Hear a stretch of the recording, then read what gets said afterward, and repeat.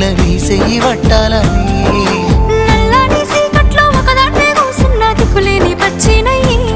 బావా నువ్వెప్పుడొస్తావని ఏళ్ళైపోతుండే పిల్ల